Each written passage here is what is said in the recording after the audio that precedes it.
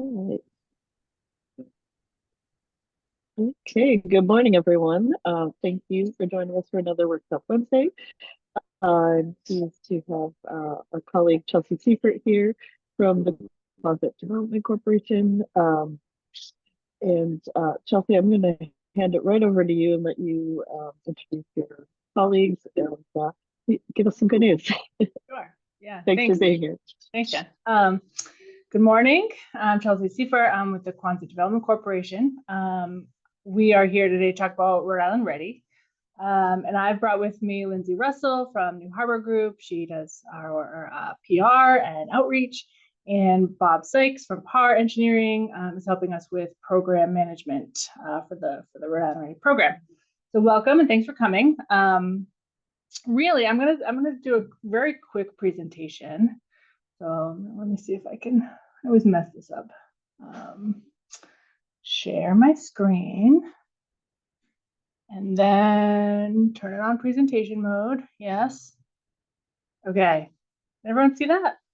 Yes. Awesome. Okay. So Rhode Island Ready is a program that's been around for a while. And so some of you probably have heard of it already. Back in 2021, the voters of Rhode Island voted to give the Quonset Development Corporation $40 million to do site readiness work throughout the state of Rhode Island. So here at Quonset, we've been doing site readiness for quite a long time. And really, we have been able to activate a lot of property because we do the hard work in advance. So we do engineering and permitting, we do geotechnical investigations, surveys, environmental assessments, all of that in advance. And then when a business says, hey, we want to come to Rhode Island, we have a place here at Quonset that they can come and break ground really quickly. So Rhode Island Ready is really intended to mimic that process. But for municipalities, it's a little bit different, right? So what I was telling Jen earlier, that the main point of my being here today is to tell you that we have money. We have lots of money, grant funds available for municipalities. So the only thing that municipalities need to be aware of when looking to Rhode Island Ready for funding is that the funding is really to activate industrial districts. So if you have an industrial district in your municipality that is not performing as well as you think it could be, has some vacant property, or has some businesses that could expand, but for lack of water infrastructure or wastewater infrastructure, we could help you with that. The other point here is that we don't have a set match amount. So like a lot of programs will say, you can only apply for 80% of the total project cost and you have to match with 20%. We don't have that. We have no set amount, and it's really just based on the needs and each individual project. So when we look at a project, we're really looking at how many jobs we think that project could activate. And then we sort of scale our investment based on that. So that's the main message. Lots of money left. We started with 40 million and we've got about 25 million left. So as I said, the mission of Rhode Island Ready is to prepare industrial sites for new development or expanded development, really with the goal of supporting new jobs and providing economic benefits. For municipalities, it's really about creating tax revenue for you, right? We want to bring businesses to Rhode Island that support Rhode Island families, but also support the municipalities. And really, any municipality in Rhode Island is eligible to receive funding from the program, and as long as the funding is going into a district that is already zoned for industrial use. So our targeted uses by, you'll know this because you're municipal folks, but industrial for us means manufacturing, assembly, distribution, production, processing. The state legislature threw in offshore wind support uses into that definition as well, even though it's not really industrial. And then it's also just any job producing non-office, non-retail use. So weird things, right? Like we just enrolled a site that is an industrial sized greenhouse, right? Not typical industrial, but definitely job producing use. So there's really two ways that Rhode Island Ready can help. The first way is by providing technical assistance. And this is the most common thing. So right now we have 37, or was it 38 as of last night, Bobby? 38, 37, I don't remember. 37. We just enrolled another site last night at our board meeting. So we have 37 sites enrolled in the program.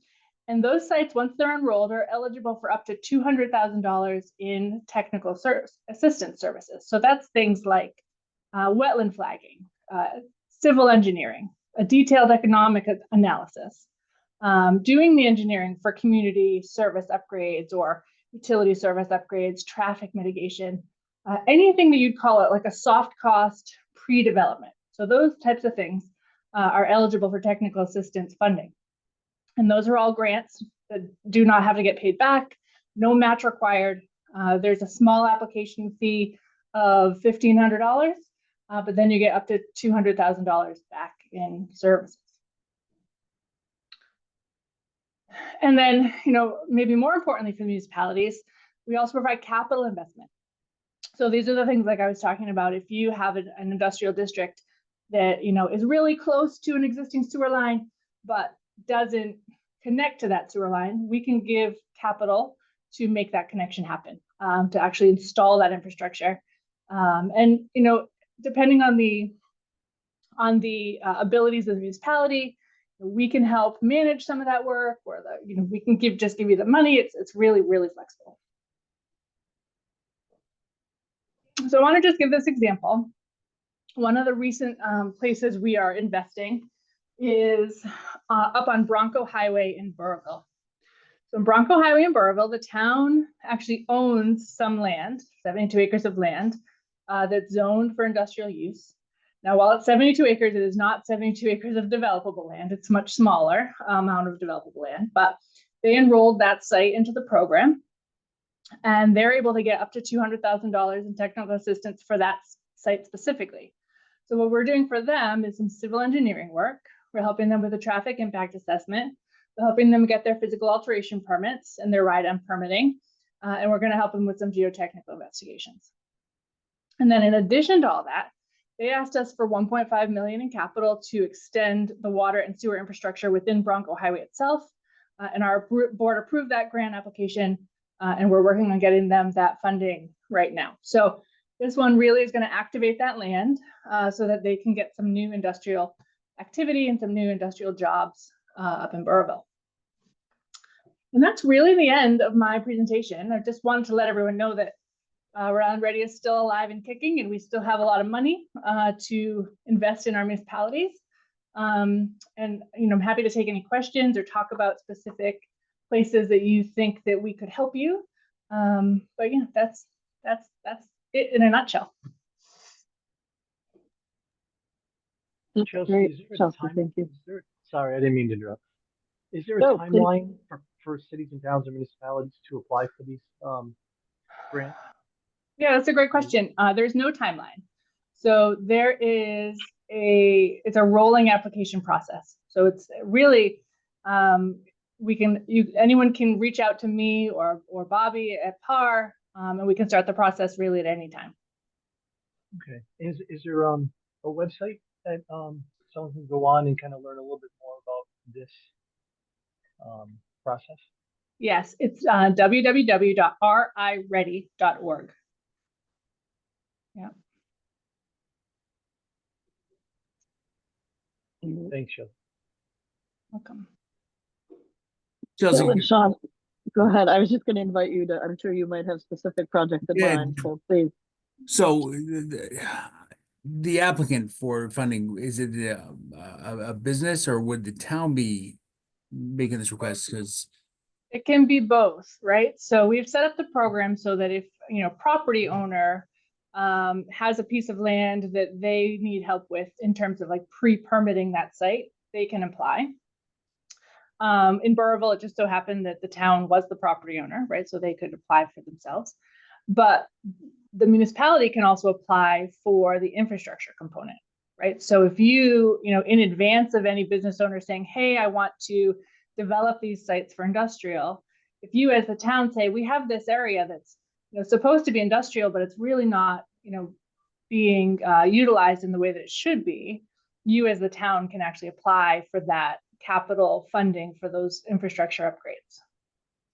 And if it's a business in town, a manufacturing business that's looking for expansion, Yeah. existing companies eligible for this, or it's just new stuff? They are. Yeah. So we left this a little bit loose in our rules. We just said it has to be significant expansion, right? So I had one applicant come in and they had a 10,000 square foot business and they wanted to add 5,000 square feet. Well, that is, you know, significant to them, but not really significant for the state of Rhode Island, right? So the business, if it's an existing business and they want to expand in some way, we just have to show us how, you know, that expansion is significant in terms of economic benefit to the state or the town.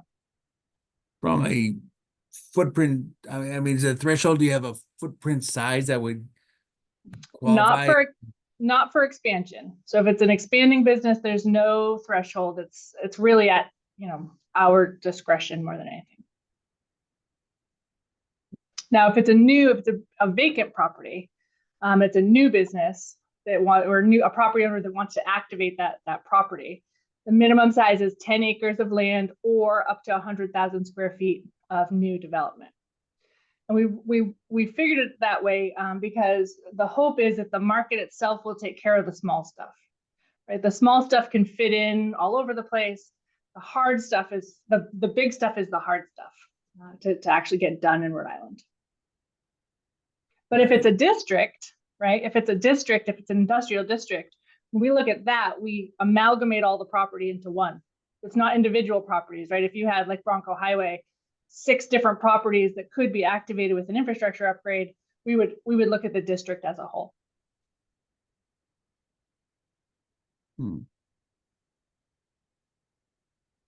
right.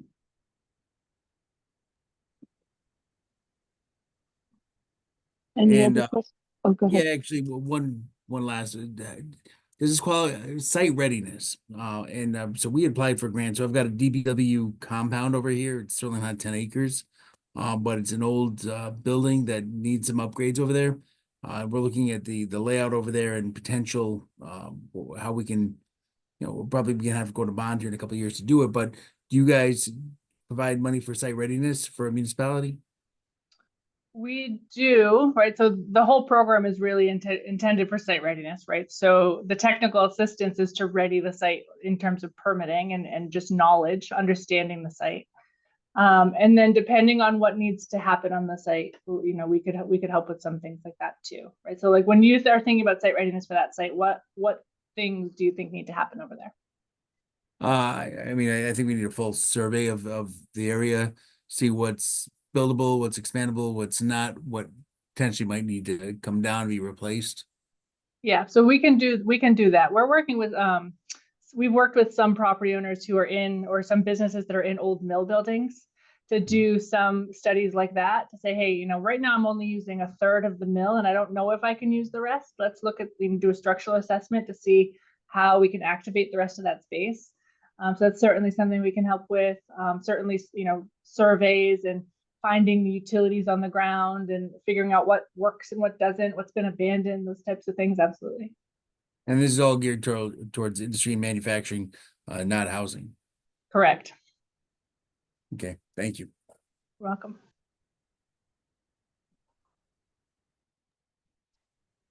Any other questions? I see Mayor Silva has joined us. And yeah, we have a couple of sites in East Providence, which we're happy to have, helping them through some engineering and services. So we appreciate the city's cooperation in those activating those sites. It's a great program, and I'm glad that we put this together to educate other municipal leaders about the program. I think a lot of times you're in this role, and there's so many great things happening to support local municipalities they're just not aware of. So this is a great opportunity. And I know that Town Administrator Gould will take full advantage of it. Thank you, Mayor.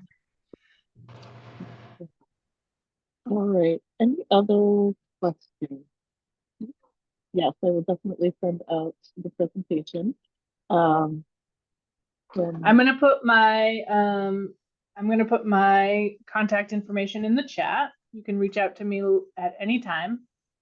send me an email. Or I'm going to give you my telephone numbers too. And we can just talk through, whatever might be of interest to you. Absolutely. And I just sent those directly to Lindsay, didn't I, Lindsay? Yes, I did. Sorry. That's funny. I didn't even realize that. Yes. Chelsea, you can if there's other, like, just a one pager, or if you have anything else you want me to send out to everyone directly, all of our CEOs, members, etc., I'm happy to do that too. Great. Yeah, we'll send some materials over. Like I said at the beginning, the sort of the main point of reaching out to you guys was just to let you know that there's still money available. There's still money for infrastructure upgrades, and we'd love to help the municipalities as much as we can. Real quick, I just saw Bob Sykes, you're from Power Engineering. Yes. Yes. I didn't know you're involved in this, and I probably had somebody interrupting me here while I was on this. So you're involved with this? Yes. Yeah. So we participate as the program coordinator. So I work directly with Chelsea to work with applicants through the process. Outstanding. And are you familiar with my engineer, Leslie Quish? I am. Yes. All right. So I'm going to be looping her into the conversation, particularly about the DPW stuff. That's Perfect. outstanding. Thank you. Yeah, as you can imagine, when the state says, here's $40 million, go do this, you as an agency go, I don't have the staff for that. So we hired PAR to help us really manage that program. And they've been doing a great job. They help us with all of the coordination with the applicants and municipalities. They do the feasibility studies. So if it's the first step for us, when it's a private property owner who comes to us and says, hey, I want to develop this site, we do a full feasibility analysis where we look at environmental history, the availability of utilities, the site constraints, historic preservation constraints, all of that stuff. So PAR helps us with that. They've been really great.